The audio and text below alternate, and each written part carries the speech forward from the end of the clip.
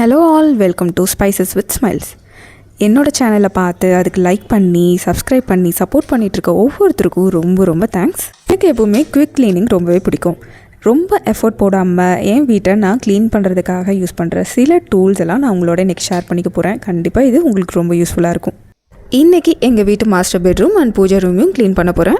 இதுக்காக நான் ஃபஸ்ட்டு உங்களுக்கு சொல்ல போகிற ஒரு டிப் என்னென்னா, இதுக்காக ½ அன் ஹவர் ஒரு ரூமுக்கு ஸ்பெண்ட் பண்ண போகிறேன். அவ்வளோதான். அதுக்கு மேலே ஸ்பெண்ட் பண்ணோன்னா நம்ம பாடியும் கெட்டுரும் அண்ட் மறுபடியும் க்ளீன் பண்ணுங்கிற இன்ட்ரெஸ்ட்டும் வராது. செகண்ட் நான் சொல்ல போகிற டிப் என்னென்னா, நல்லா பிரேக்ஃபாஸ்ட் எல்லாம் சாப்பிட்டுட்டு தெம்பாக இந்த வேலையை ஆரம்பிச்சிருக்கேன்.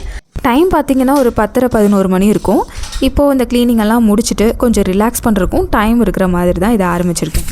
டிப் நம்பர் 3, எப்போவுமே ரூமை க்ளீன் பண்ணும்போது மேலே வால் சீலிங்லேருந்து ஆரம்பித்து அடுத்தது ஃபேனு, அதுக்கடுத்தது வால்ஸு, கர்டைன்ஸு, ஷெல்ஃப்ஸு, அப்புறம் தரை, அந்த மாதிரி ஒரு பேட்டர்னில் தான் போகணும். அப்போ தான் மேலே இருக்க டஸ்ட்டெல்லாம் கீழே செட்டில் டவுன் ஆகி கடைசியில் தரையை மட்டும் கூட்டி தொடச்சி விட்டுட்டா வேலை முடிஞ்சிடும். டிப் நம்பர் 4, ஸ்க்ரீன் எல்லாம் ரிமூவ் பண்ணிடணும். ஏன்னா அந்த மாதிரி கிளாத் ஃபேப்ரிக்ஸ் எல்லாம் ஈஸியாக டஸ்ட்டை அப்சர்வ் பண்ணி வச்சுக்கும். அப்புறம் மேலேருந்து தட்டி விட்டதெல்லாம் அதில் உட்காந்துருக்கும். ஃபேனை போட்டோன்னா மறுபடியும் நம்ம அதையே இன்ஹேல் பண்ணுற மாதிரி இருக்கும். ஸோ அது எல்லாத்தையும் ரிமூவ் பண்ணியாச்சு. டிப் நம்பர் 5, ஃபேனை க்ளீன் பண்ணுறதுக்கானது. இதுக்கு எப்போவுமே நான் ஒரு பில்லோ கவர் யூஸ் பண்ணி க்ளீன் பண்ணுவோம். முக்கியமாக என்னோடய ஹஸ்பண்ட் தான் இதை எப்பவும் பண்ணுவார், ஏன்னா நல்லா ஹைட்டாக இருக்கிறதுனால. பட் நம்ம ஒவ்வொரு தடவையும் சொல்லி பண்ணுறதுக்கு நம்மளே பண்ணுறதுக்கான இந்த டூலை என் ஃப்ரெண்டு இப்போ ரீசெண்டாக வாங்கியிருந்தாங்க. ரொம்ப நல்லா இருந்தது. அதனால் நானும் யூஸ் பண்ணி பார்க்கலாம் அப்படின்னு சொல்லிட்டு அவங்கக்கிட்டேருந்து வாங்கிட்டு ட்ரை பண்ணேன். ரொம்ப நல்லாயிருக்கு. ஸோ எனக்கும் ஒன்று வாங்க போகிறேன். இது உங்களுக்கு யூஸ்ஃபுல்லாக இருக்கும்னு தோணுச்சுன்னா நீங்களும் ட்ரை பண்ணி பார்க்கலாம். இது எக்ஸ்டெண்டபிள் ஹேண்டில் இருக்க மைக்ரோ ஃபைபர் கிளாத்தால் ஆன ஒரு கிளீனர். நடுவில் கொஞ்சம் கேப் இருக்குது. ஸோ அதில் நம்ம ஃபேனை இன்சர்ட் பண்ணிவிட்டு அந்த லீஃபை ஈஸியாக க்ளீன் பண்ணிக்கலாம். எங்கள் வீட்டில் இந்த பிசுப்பாக அப்புறம் எந்த டஸ்ட்டும் அந்த ஃபேனில் இல்லை. அதனால் ஈஸியாக அந்த மைக்ரோ ஃபைபர் கிளாத்தில் வந்துருச்சு. கொஞ்சம் கூட கஷ்டம் இல்லை, எஃபோர்ட்டும் போடலை. அப்படியே ஒரு 2 தடவை இப்படி இழுத்தோன்னா வந்துடுது. இது வாலில் இருக்கிற டஸ்ட்டையும் ஈஸியாக க்ளீன் பண்ணுது. வால்லலாம் நம்ம கண்ணுக்கே தெரியாமல் நிறைய டஸ்ட் இருக்கும். ப்ளஸ் நார்மலாக ஒட்டடை குச்சி வச்சு அடிக்கும்போது அந்த டஸ்ட்டெல்லாம் கீழே தான் விழும். பட் இந்த மைக்ரோ ஃபைபர் கிளாத்து மோஸ்ட்லி இதை அப்சர்வ் பண்ணிக்கும். ரொம்ப நிறையா டஸ்ட் இருக்கிற இடத்துல மட்டும் அது கீழே விழுகும். இந்த ஜன்னல்லாம் இந்த மாதிரி தட்டி விடும்போது கொஞ்சம் பறக்குது. அது வீடியோவில் கேப்சர் ஆகாமல் இருந்திருக்கலாம். பட் க்ளீனாக அந்த டஸ்டெல்லாம் வந்துடுது. இந்த ப்ராடக்டோட லிங்க்கை நான் ஆட் பண்ணுறேன். இந்த கிளாத்தை தனியாக கழட்டி நம்ம வாஷ் பண்ணியும் எடுத்துக்கலாம். நீங்கள் வேணும்னா செக் பண்ணி பாருங்கள். இது லைட் வெயிட்டாக இருக்கிறனால கண்டினியூஸாக யூஸ் பண்ணுறக்கும் நல்லாயிருக்கு. மைக்ரோ ஃபைபர்ஸ் கொஞ்சம் நிறையாவே இருக்குது, நல்லா புஷ்ஷியாக இருக்குது. ஸோ அதனால் டக்குன்னு வேலை முடிஞ்ச மாதிரி இருக்குது. இது எல்லா ஏரியாவுக்கும் செட் ஆகுமா அப்படின்னா கிடையாது. கிச்சனில் நீங்கள் ஃபேன் யூஸ் பண்ணியிருக்கீங்க, கிச்சன் வாலெல்லாம் இதை வச்சு க்ளீன் பண்ணணும் அப்படின்னா அதெல்லாம் கொஞ்சம் பிசுப்பு தன்மையோடு இருக்கும் இல்லையா? அந்த மாதிரி இடங்களுக்கு இந்த மைக்ரோ ஃபைபர் கிளாத் செட் ஆகாது. அந்த பிசுப்போடு ஒட்டிகிட்ருக்கிற அந்த தூசுங்களெல்லாம் இது எடுக்காது. அந்த மாதிரி ஃபேன் எல்லாம் துடைக்கணுன்னா இது கண்டிப்பாக ஒத்து வராது. அதனால் அதையும் செக் பண்ணிக்கோங்க. நெக்ஸ்ட்டு இந்த ஹேண்ட் க்ளவுஸ். இதெல்லாம் இந்த ஜன்னல் கம்பிங்களை துடைக்கிறதுக்கு வேறு லெவலில் யூஸ்ஃபுல்லாக இருக்குது. இது டபுள் சைடாகவும் நம்ம யூஸ் பண்ணிக்கலாம். ஒரு சைடு பிளெயினாகவும் இன்னொரு சைடு நிறைய மைக்ரோ ஃபைபர் எக்ஸ்டென்ஷன்ஸோடவும் இருக்குது. அடுத்த டிப்பு, விண்டோ ரெயிலிங்ஸ் எல்லாம் இப்படி இருக்குது இல்லையா? ஸ்லைடிங் விண்டோஸ் உங்கள் வீட்டில் இருக்குன்னா அதை நீங்கள் நார்மலான ஒரு வெட் கிளாத்தை வச்சு துடைச்சாலே அதில் இருக்க அழுக்கு வந்துடும். பட் கார்னர்ஸில் போய் அழுக்கு நின்றுக்கும் இல்லையா? அதெல்லாம் எடுக்கிறதுக்கு நான் பட்ஸை தான் யூஸ் பண்ணுறேன். ரொம்ப கன்வீனியண்ட்டான சிம்பிளான ஒரு டூல். அடுத்த டூல் இந்த கார்பெட் ப்ரஷ்ஷு. இதை நான் நிறைய வீடியோவில் சொல்லியிருக்கேன். இது ரொம்ப எனக்கு யூஸ்ஃபுல்லாக இருக்கும். முக்கியமாக ஸ்க்ரீன் கிளாத்தெல்லாம் நம்ம துவைச்சோம்னா அதோட ஸ்ட்ரக்சர் போயிடும். அதுவும் இந்த காட்டன் கிளாத்ஸ். அதனால் அதுக்கெல்லாம் நான் இந்த கார்பெட் ப்ரஷ் தான் யூஸ் பண்ணுறேன். ரொம்ப ஈஸியாக டஸ்ட்டை ரிமூவ் பண்ணிடலாம் வித்தவுட் வேக்கமிங். அடுத்தது இப்போது ரீசண்டாக ரொம்ப ட்ரெண்டிங்கில் இருக்க இந்த சீமாரு. நம்ம ஊரில் சீமாரு மாதிரி இது வெளிநாட்டில் இந்த டைப் சீமாரு தான் யூஸ் பண்ணுறாங்க. அதை பார்த்ததுலேருந்து எனக்கும் வாங்கணும்னு ஆசை. வாங்கியிருக்கேன். அண்ட் ரீசெண்டாக இதை நான் வீட்டை மாப் பண்ணும்போதெல்லாம் இதை யூஸ் பண்ணிக்கிட்டு இருக்கேன். அண்ட் ரொம்ப கன்வீனியண்ட்டாக இருக்குது. இண்டு இடுக்கலெல்லாம் போயிட்டு க்ளீன் பண்ணிடுது. அண்ட் அதே மாதிரி வேணும்னா டக்குன்னு ஒரு ஒட்டடையை பார்த்தோம்னா இதையே அப்படியே எக்ஸ்டெண்ட் பண்ணி ஒட்டடையும் எடுத்துடலாம். இப்படி இதை மல்டி பர்பஸாக யூஸ் பண்ணிக்கலாம் அண்ட் வாஷ் பண்ணி வச்சுக்கலாம். ப்ளஸ் இதுலேருந்து டஸ்ட்டு வராது. அதுதான் எனக்கு இதில் ரொம்ப பிடிச்ச ஒரு விஷயம். நார்மலாக நம்ம ஒரு ஸ்டைல் பிளாஸ்டிக் ப்ரூம்ஸில் முடி போய் சிக்கிக்கும். அது ரொம்ப இரிட்டேட்டிங்காக இருக்கும். பட் இதில் அந்த மாதிரி முடியெல்லாம் பெருசாக சிக்கிறது இல்லை. இப்போ வீடு கூட்டுறதுக்கு எனக்கு இது ரொம்பவே பெட்டர் ஆப்ஷனாக இருக்குது. ஃபுல்லாக டஸ்டிங் க்ளீனிங் எல்லாம் ஓவர் ஆயிடுச்சு பெட்ரூமில். அதனால் போய் குளிச்சுட்டு ஃப்ரெஷ் ஆகிட்டு கொஞ்சம் ரிலாக்ஸ் பண்ணிவிட்டு அடுத்தது பூஜா ரூம் க்ளீனிங்கை ஸ்டார்ட் பண்ணிட்டேன். பூஜை ரூம் எப்போவுமே குளித்ததுக்கப்புறம் க்ளீன் பண்ணுறது தான் எனக்கு ரொம்ப பிடிக்கும்.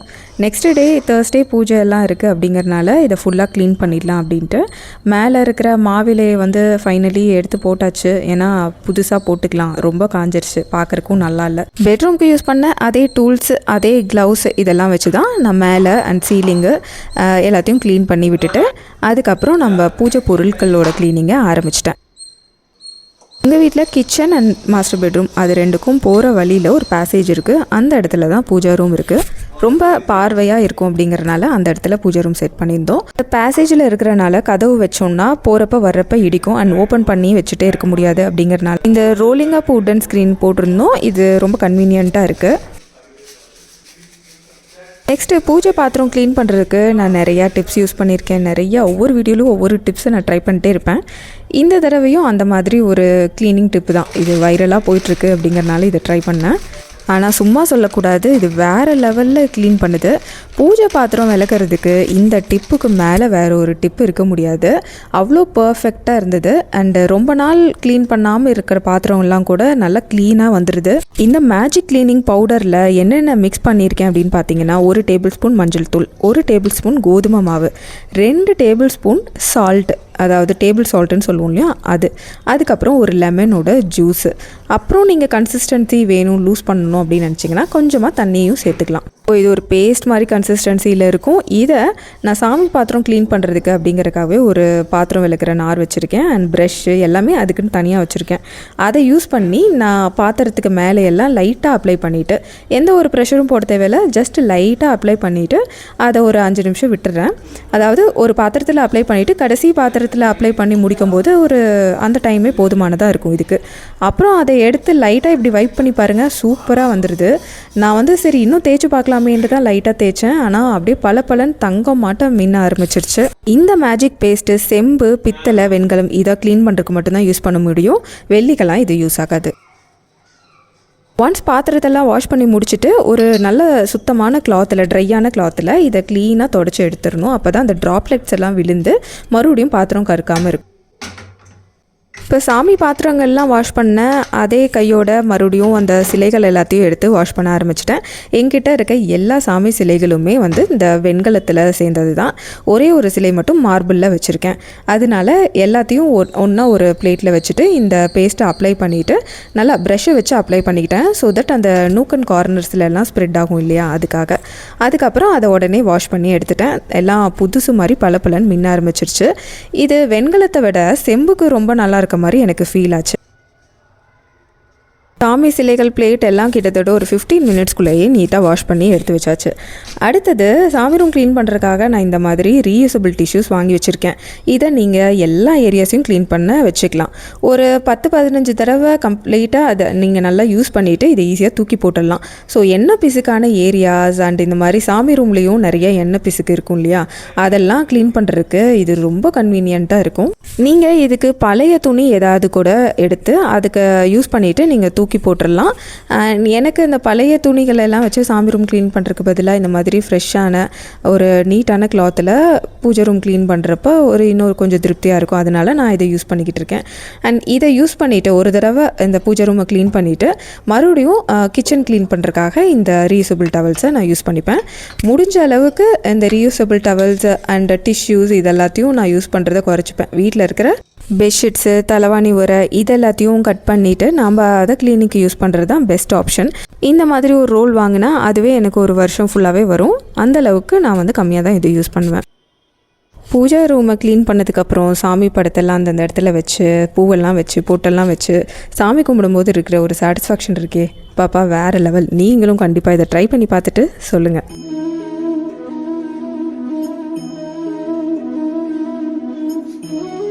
அதே மாதிரி நம்ம மாஸ்டர் பெட்ரூமை இன்னும் அரேஞ்ச் பண்ணலை, அதோட ஃபைனல் லுக்கையும் பார்த்துடலாம். அதுக்கு முதல்ல இன்னும் கொஞ்சம் வேலைகள் இருக்குது பெண்டிங்கு. நம்ம யூஸ் பண்ண இந்த டஸ்டர் எல்லாத்தையும் முதல்ல அதெல்லாத்தையும் க்ளீன் பண்ணி வைக்கணும் இல்லையா, அதெல்லாம் யூஸ் பண்ணதெல்லாம் க்ளீன் பண்ணி வச்சுட்டு ரூமில் மாட்டியிருந்த டெக்கரேட்டிவ் பீசஸ் எல்லாத்தையும் வெளியில் பால்கனியில் வச்சு டஸ்ட் பண்ணிவிட்டு அப்புறம் இந்த கதவு இதெல்லாம் வந்து விட்டு போச்சு. ஸோ அதையும் ஜஸ்ட் மைக்ரோஃபைபர் கிளாத்தில் வச்சு க்ளீன் பண்ணிட்டேன். ஸோ தட் டஸ்ட்டு கீழே விழுகாது. பெட்ஷீட் எல்லாம் துவைக்க போட்டாச்சு. அண்ட் இது வந்து பெட் ப்ரொடெக்டரு.